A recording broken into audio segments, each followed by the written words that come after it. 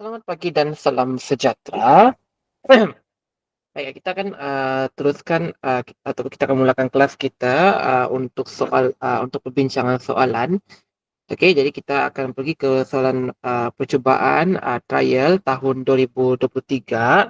Jadi kita teruskan seperti biasa ya. Okey, jadi macam kita tahu kita kena pilih satu soalan untuk bahagian A, bahagian B dengan bahagian C.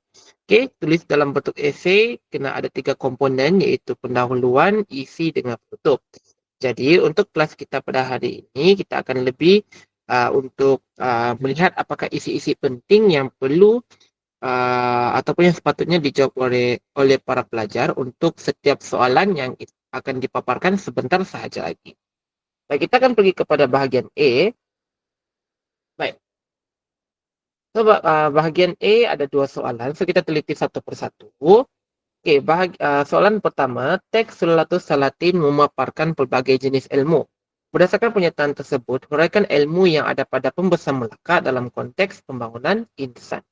Baik, untuk soalan ni, okey, macam yang saya ajarkan sebelum ini, kita kenal pasti dia punya kehendak soalan. Okey, apa fokus yang dia minta di sini dengan karya apa yang perlu kena teliti. Okey, so 3 benda ni mesti kita kena tahu. Yang pertama, apa dia punya fokus. Kedua, kehendak dia. Dan ketiga, apakah karya yang ingin dikemukakan. So, supaya bila kita nak tulis jawapan nanti, okey, terutamanya dalam bahagian isi kan, yang biasanya kita selalu buat, kita kena mula dulu daripada ayat isi. Kita boleh tulis pro, kontra. Lepas tu dia punya contoh dan kesimpulan kecil tu kan. Okey, tidak apa lari daripada kehendak soalan dia ataupun tidak menyimpang daripada apa yang diminta. Okey, so kena pastikan sebelum kita kena tahu kita nak mulakan dia punya penulisan macam yang kita buat tu kan. Okey, pastikan 3 benda yang saya sebutkan ni mesti kena ada. Memang kena ada dalam soalan ni, cuma nak cari tu di mana je. So, mesti kita kena tahu 3 ini dulu. Okey, supaya tidak hilang arah semasa kita menjawab soalan. Baik. Okey, soalan yang pertama di sini. Okey. Pertama, kita kena tahu dahulu dia punya kehendak soalan dia di sini. Okey, kehendak soalan dia. Okey, yang dia minta di sini untuk kita huraikan ilmu. Okey, maksudnya kita kena jelaskan apa tu? Kita kena jelaskanlah. Okey, ataupun kita huraikan apa ilmu yang dia ada. Ilmu yang dia ada. Tapi siapa yang ada ilmu tu? Itu baru pertama kan? Okey, itu baru pertama. Pertama itu fokus dia di situlah. Okey, ilmu siapa? Siapa yang ada? Pembesar Melaka. So itu adalah first. Okey, first dia ya. First. Okey, yang second di sini adalah apa dia punya kehendak. So di sini sudah tahulah, kita tahu dia minta untuk kita dia punya soalan di sini dia berkenaan tentang ilmu. Okey, lepas tu apa yang dia nak ialah kita kena huraikan ilmu yang ada pada pembesar Melaka. So dia punya watak dia di sini adalah pembesar Melaka. So fokuskan pada pembesar Melaka, bukan pada sultan, bendahara, temenggung dan sebagainya. Okey? Jadi kita biasakan untuk kita kena gariskan atau kita kena highlightkan lah supaya kita boleh alert di situ always. Kalau takut nanti kan kalau kita tulis-tulis je kan, tiba-tiba masuk pula ataupun tiba-tiba cerita pada untuk watak lain. Sedangkan watak ni sudah kita sebutkan. Okey. Okey, lepas tu teks apa yang perlu kita kena dia mesti berkaitan dengan apa, iaitu teks Sulalatus, Salatin ataupun sejarah Melayu.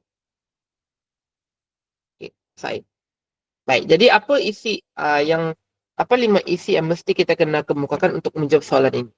So, soalan ni dia minta kita untuk menghuraikan ilmu. Okey, apa ilmu yang ada pada watak pembesar Melaka itu? So, kita tengok dia punya jawapan dia. Okey, so dalam bahagian pendahuluan ni, so kena pastikan pertama dahulu kena jelaskan konsep dia lah. Konsep ilmu. Okey, ada markah di situ. Lepas tu, itu ayat pertama. Ayat kedua di sini kena jelaskan siapakah pembesar Melaka dalam cerita Sulalatus Salatin. So, pembesar Melaka ni dia ada pelbagai watak dia lah ataupun ada watak-watak dia seperti bendahara Paduka Tun Perak atau Bendahara Paduka Raja Tun Perak ataupun Tun Perak, Bendahara Sri Maharaja Tun Mutahir, Hang Tua, dan lain-lain. Jadi kena nyatakan siapa yang memegang jawatan pembesar Melaka tersebut.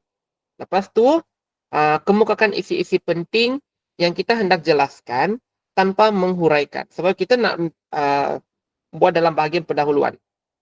Pendahuluan 3 markah, so kena ada 3 ayat di situlah. Okey, tidak perlu tulis panjang-panjang. Okey, itu sudah tahu lah kan. Okey, so sekarang kita pergi ke bagian isi. Okey, bagian isi di sini 20 markah. Okey, isi yang pertama di sini adalah ilmu penternakan. Okey, contoh dia adalah Bendahara Sri Maharaja memiliki ilmu penternakan. Buktinya beliau memiliki kerbau berkandang-kandang di kayu ara di muka surat 253.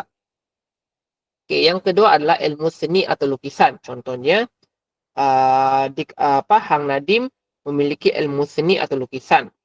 Okey, yang ketiga adalah ilmu kepahlawanan seperti yang dimiliki oleh Hang Tuah. Okey, di muka surat 105. Contoh lain, Sultan Mansur Shah kagum dengan ilmu kepahlawanan yang dikuasai oleh Hang Tuah sehingga berjaya membunuh orang yang mengamuk. Itu ada di muka surat 119. Okey, yang keempat adalah ilmu firasat. Contohnya Bendahara Paduka Raja memiliki ilmu firasat. Ada di muka surat 146. Seterusnya ilmu memanah. Okey, contohnya yang dimiliki oleh Hang Nadim iaitu dia memanah dengan menggunakan panah losong dan terkena kemuncak payung Raja Pahang lalu terbelah dua. Itu di muka surat 229 sehingga 230. Okey, seterusnya adalah ilmu perniagaan atau perdagangan, ilmu kuda, ilmu gajah, ilmu karang-mengarang, ilmu pentadbiran, dan ilmu pertukangan. Okey, jadi kena kemukakan 5 isi. Setiap isi mesti ada 4 ayat. Satu ayat bersamaan dengan satu markah itu yang kita nak bina dalam satu perenggan lah. Okey, so kena ada markah fakta. Pastikan kena ada fakta, huraian yang saya sebutkan tadi lah. Pro, kontra, contoh dan juga kesimpulan kecil. So semua tu kena ada. Tapi mesti kena betul lah. Mesti kena berkaitan dengan fakta yang dia adalah. Okey, so akan dapat 4 markah, 5 kali 5 isi kali 4 kali dengan 4 markah bersamaan dengan 20 markah. Untuk bahagian penutup, tulis 2 ayat, boleh pilih mana-mana, tapi saya suka kalau pelajar dia buat cadangan dan juga harapan. Okay. Sebab untuk penutup ini kita yang kena buat sendirilah. Okey, dia tidak ada kaitan dengan mana-mana, tapi mesti merumuskan tentang apa yang sudah dikemukakan isi-isi pada bahagian isi yang sebanyak 5 isi yang kita kemukakan tersebut. Okey, seterusnya kita pergi ke soalan 2. Okey, soalan 2, bincangkan jati diri yang diperlihatkan oleh watak-watak berpendidikan luar negara dan bagaimana jati diri itu dapat diterapkan dalam kehidupan anda dalam konteks pembangunan insan berdasarkan teks Saudara Besar dari Kuala Lumpur. Baik. Yang pertama kita kena cari dahulu ialah apa yang diminta kehendak soalan dia. Okay, so dia minta, so di sini dia berkenaan tentang jati diri. Okay, jati diri. So pastikan jawapan kita mesti berdasarkan jati diri sahaja. Jati diri yang dimiliki siapa?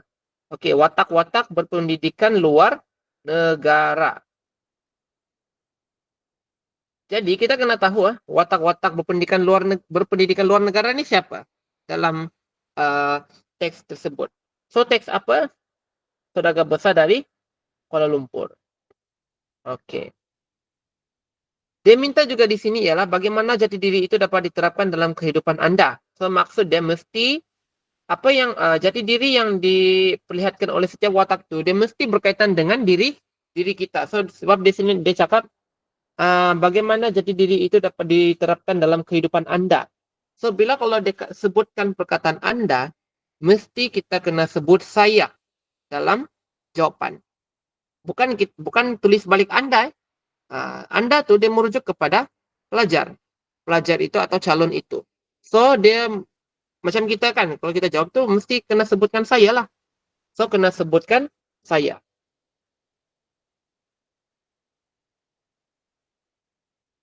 Okey.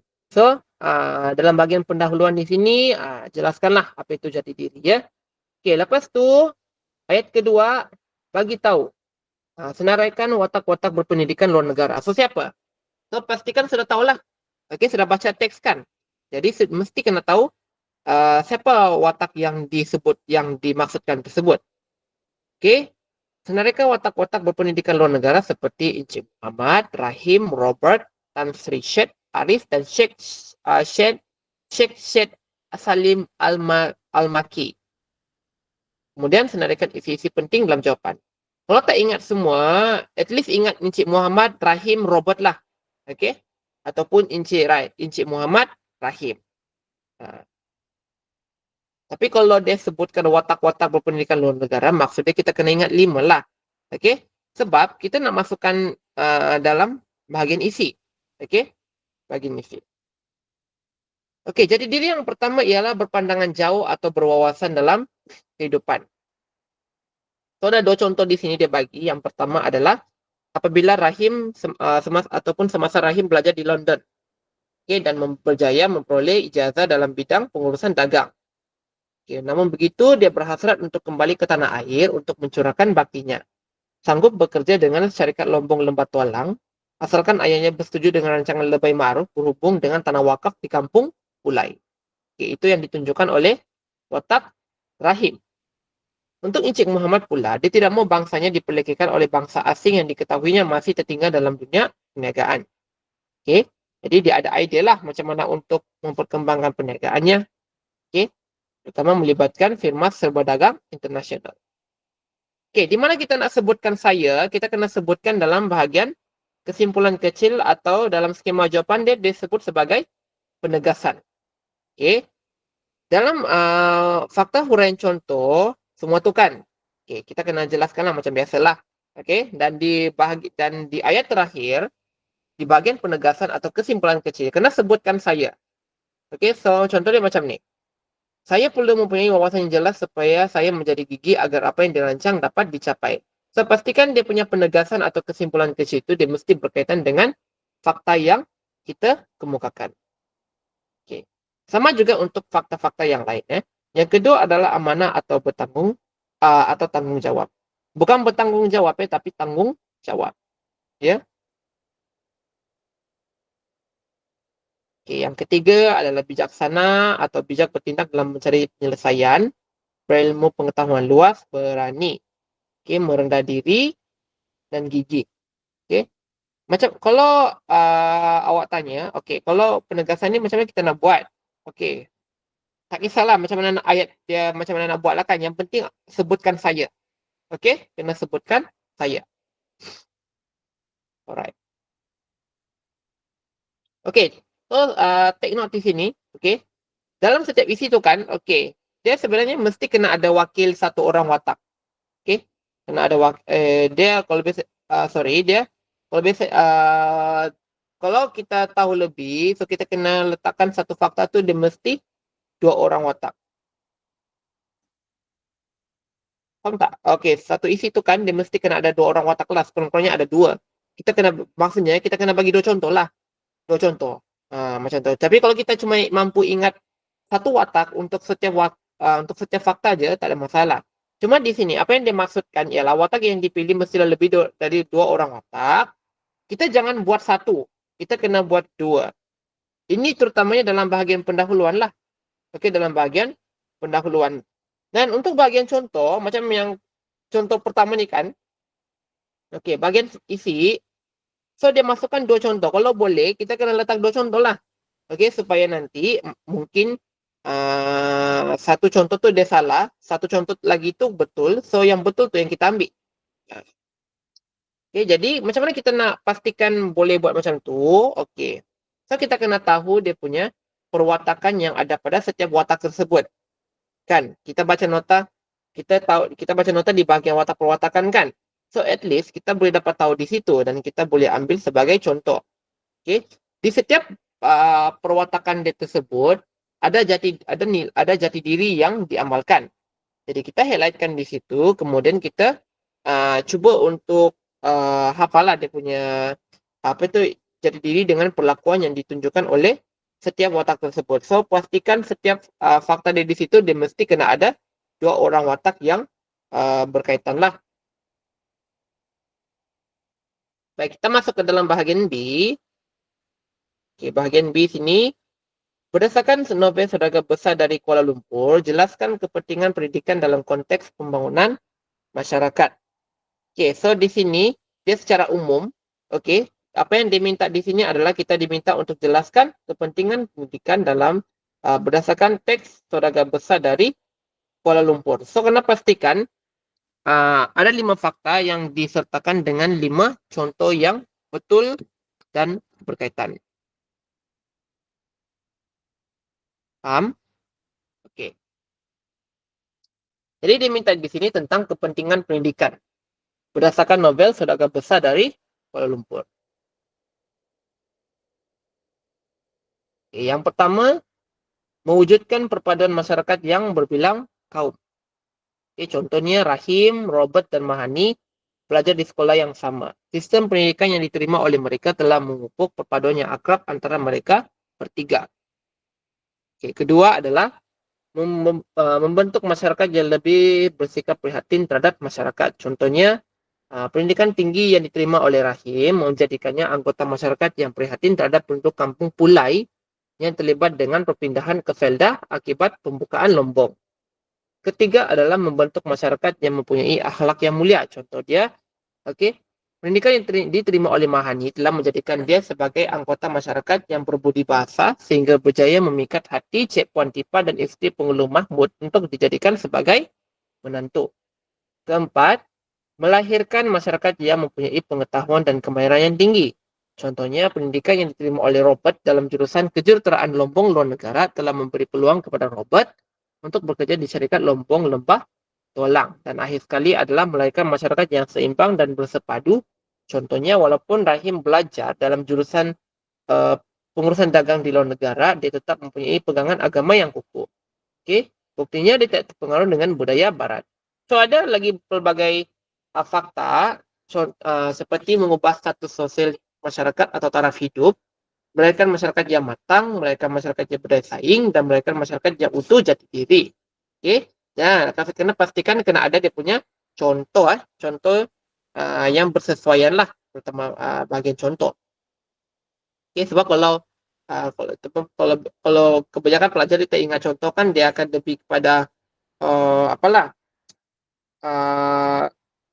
pro kontra dengan dan kesimpulan kecil. Sebenarnya walaupun kita boleh ada lagi untuk ayat-ayat yang lain kan, pro kontra apa tu semua tu kan, tapi contoh tu mesti kita kena tahu sebab dia menunjukkan dia menunjukkan pemahaman seseorang pelajar tu, dia paham ke tidak teks yang dia baca, kan? At least kalau macam susah untuk kita faham dia punya teks asal kan, actually kita boleh tengok dalam nota lah begitu. Okey. Sepatutnya kan kita sudah selesai lah baca teks. So, sekarang kita sudah 14 hari bulan 6 kan. And coming soon nanti exam akan tiba kan. Bulan depan kan. Okey, jadi so sekarang ni lebih kepada menelaah untuk nota-nota pendek lah. Begitu. Okey, ataupun boleh tengok skema jawapan untuk yang lebih short lah. Okey, so pastikan tengok video ni sebagai prosedur ulang kaji lah. Alright. Okey. So, untuk bagian penutup, pandangan cadangan harapan, cadangan harapan lah. Alright. Okey. Seterusnya soalan berdasarkan petikan. Okey. Okey, soalan berdasarkan petikan ni dia actually jaranglah keluar lah sebenarnya sebab tapi sebenarnya pun tidak mustahil boleh jadi keluar sebab dia boleh juga yalah boleh jadilah kan, boleh jadi keluar. Jawapan tu kita boleh cari dalam petikan. Tapi kena ingat kita kena ingat ataupun kena tahu juga, okey, walaupun dia sudah ada petikan diberikan dalam soalan, ini hanyalah sebahagian sahaja. Okey, sebahagian daripada teks.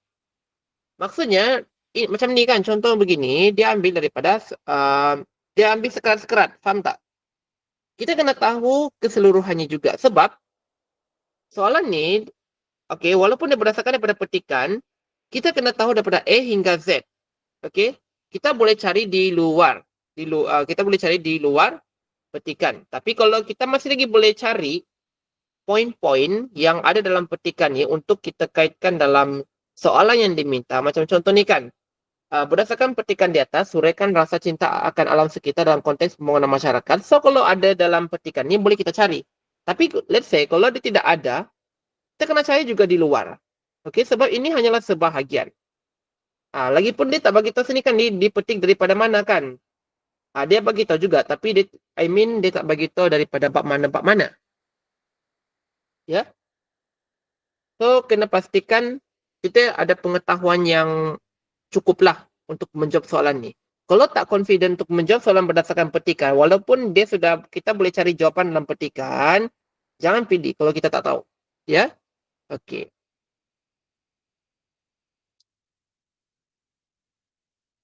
Okey, tetap jugalah mesti kena ada pendahuluan lah. Okey, 3 markah. Okey, dia punya isi dia, rasa cinta akan alam sekitar.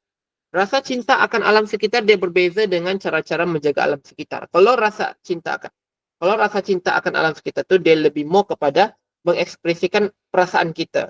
Perasaan kita apabila kita dinikmati atau diberikan kawasan alam sekitar yang bersih, ceria, nyaman kan. So dia merangkumi kepada ekspresi atau dalam bahasa Inggeris kita panggil dia feeling orang tersebut. Contohnya takjub atau kagum, fakta pertama dari sini. Contohnya bunyi bulu perindu terlalu merdu bunyinya burung dengan satu taman itu. Okey. So ayat-ayat di sini kan yang dia bagi tahu sini itu adalah gambaran yang dilahirkan oleh penulis tersebut. Nah, jadi di sini kita boleh juga cari jawapan yang ada dalam petikan. Kita boleh cari. Okey. Tapi tidak ada masalah juga lah kalau nak tambah lagi isi. Contohnya kan mungkin nak tambah lagi 5-7 isi begitu. Kan? Tapi yang penting tahu dia punya contoh dia lah. Okey. Sudah ada jawapan dalam sini kan, so kita tinggal cari je. Hanya perlu kita kena amati satu persatu ayat dia. Okay. Yang kedua adalah menghargai akan keindahan alam sekitarnya. Contohnya di dalam ayat, maka segala burung itu pun berbunyi pelbagai bunyinya. Ada yang seperti orang bersyair. Ketiga adalah menjaga. Okay, contohnya, maka dilihatnya sebab bunga yang ada di dalamnya pelbagai jenis dan buah-buahan yang ada di dalam dunia ini adalah di dalam taman itu. Yang keempat, memelihara. Contohnya, sekaliannya lengkap dengan jambangannya, pelbagai rupa jambangannya. Okay.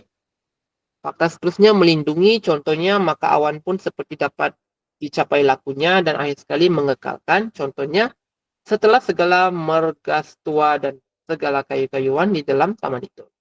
Nah, jadi, jawapan tu sudah ada dalam petikan. So, cari je lah.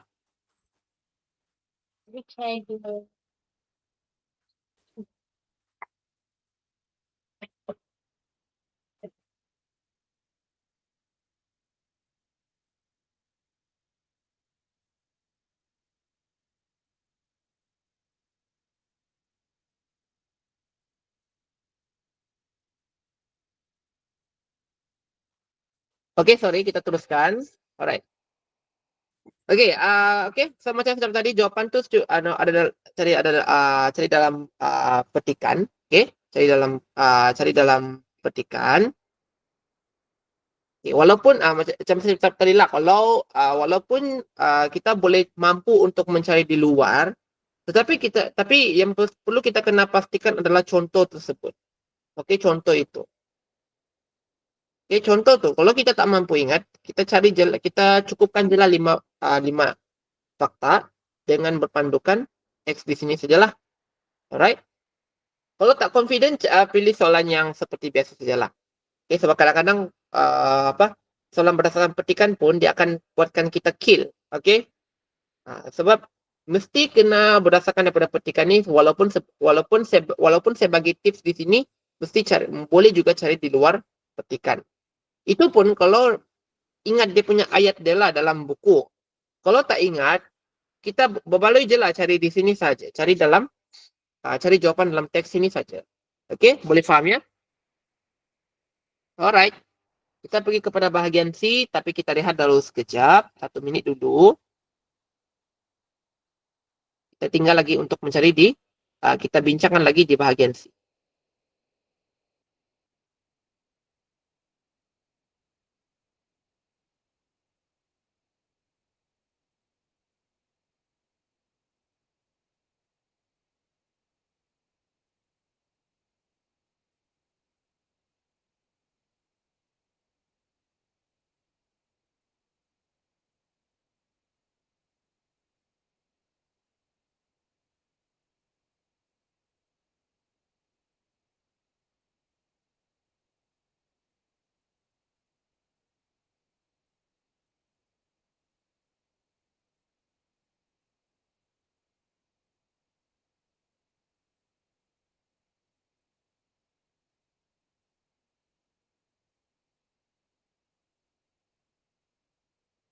Oke, pelajaran sekalian, jom kita sambung semula untuk bahagian C. So, kita sudah kena hampir soalan terakhir lah. Oke, pembangunan masyarakat. So, typo di sini pembangunan masyarakat ini bukan pembangunan negara ya, pembangunan masyarakat. Oke, ada 2 soalan. Oke, soalan kelima, bincangkan undang-undang yang melibatkan hukuman jenayah yang terdapat dalam novel Saudagar Besar dari Kuala Lumpur dalam konteks pembangunan negara. Oke, kehendak soalan di sini ialah dia minta kita untuk bincangkan undang-undang. Oke, undang-undang yang melibatkan hukuman jenayah. So, di highlight sini berkaitan dengan hukuman jenayah ya. Apa undang-undang yang melibatkan hukuman jenayah di sini? So, maksudnya nanti kita kena bagi satu kesalahan yang dilakukan, kemudian apakah tindakan yang dikenakan kepada pesalah tersebut. Mesti kita kena kaitkan dalam novel itulah, yaitu Saudagar Besar dari Kuala Lumpur. So, kita kena tahu watak dia, siapa yang buat, apa yang harus dikenakan kepada watak itu yang melakukannya. Oke, terus contohnya, macam biasalah pendahuluan, bagi konsep dia, apa konsep undang-undang, apa dia punya undang-undang dalam masyarakat Melayu tradisional, apa dia punya isi penting dia. Contoh yang pertama adalah cubaan membunuh. So, dalam dia punya ayat fakta dia di sini, kita kena letakkan dia punya kesalahan yang dilakukan oleh watak tersebut. Okey, pada ayat fakta harus letakkan kesalahan dia, kesalahannya ya. Okey, lepas tu ayat huraian, dia punya pro kontra macam biasalah. Buat, kemudian apa lagi? Contoh dia kena kaitkan dengan watak yang dia buatlah. Contohnya, Mat Akil dan rakan-rakannya telah melakukan perbuatan melanggar undang-undang iaitu menikam lebay ma'ruf di balai raya. Okay, so terangkanlah kejadian dia macam mana. Kemudian, ceritakan di bahagian di pengakhiran perbuatan tersebut, apa tindakan yang dikenakan. Okay? Jangan stop hanya sampai yang menceritakan kejadian sajalah. Sebab kita tidak nampak secara kronologi dia. Okay? Dan dalam soalan tersebut tu kan, dia minta sini undang-undang. So, maksud dia kita kena macam memberikan apalah orang kata tu, kena berikan tindakan terhadap kesalahan yang dilakukan oleh watak tersebut. So, dia punya macam mana cara dia? Okay. So, di bahagian permulaan dia, kita bagi tahu lah. Macam contoh kan, okay, fakta pertama dia di sini adalah cubaan membunuh. Alright. Di bahagian contoh, kena ceritakan apa yang dilakukan oleh watak tersebut. Okay. Ceritakan daripada A hingga Z. Tapi jangan hanya sampai di situ sajalah. Sebab kita kena pastikan, kita kena ceritakan apa kesan yang diterima oleh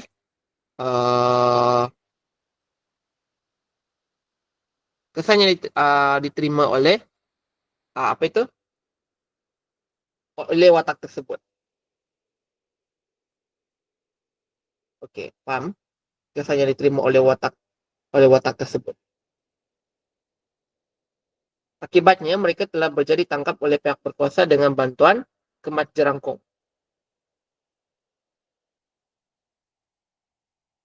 Okay, itu ceritakan dia punya apa yang diterima lah.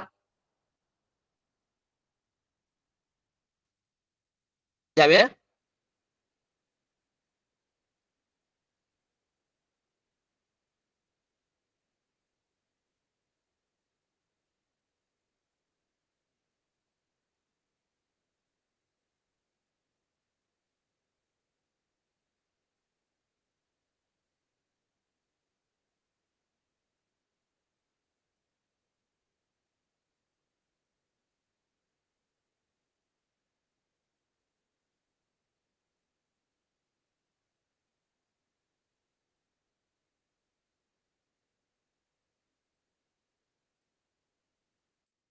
So, kena ceritakan dia punya perbuatan dengan apa dia punya kesan dia lah, yang kesannya akan diterima. Oke, next. Soalan dia. Oke, so sekarang ni kita pergi kepada soalan yang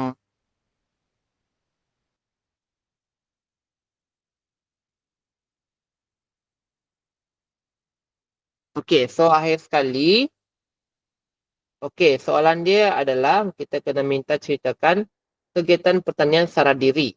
Okey, dia so kena jelaskan apakah kegiatan yang berkaitan dengan secara diri tersebut berdasarkan teks Sulalatus Salatin. Okay, contohnya adalah menternak, menangkap ikan, berburu, memungut hasil hutan, bercucuk tanam, okay, dan sebagainya lah. Oke, so itu saja untuk sesi ulang kaji kita pada hari ini. Oke, jadi sila tonton semula rakaman kelas ini untuk prosedur ulang kaji yang akan diadakan tidak lama lagi ya. So good luck untuk korang semua. Kita jumpa lagi di kelas seterusnya. Itu saja daripada saya. Terima kasih dan kita jumpa lagi.